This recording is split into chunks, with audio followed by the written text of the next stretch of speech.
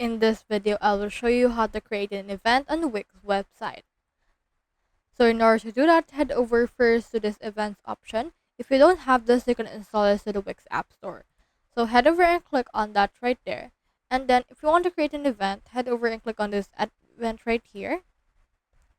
After you have done that, you can see right here that it will actually ask for what kind of event you want. It can be a ticketed event or RSVP event. So for this one, let's head over and choose in here RSVP and then put in here the general info. So for example, let's put in here Rally for Freedom Run.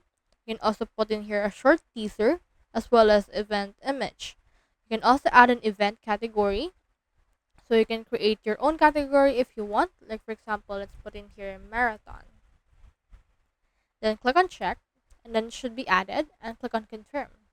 After you have done that, you can choose in here a date and time. So we'll put right here a date. Let's put it around October 7th. And then the start time will be at around 7 a.m. Since this is actually a freedom run, let's head over and put in here that.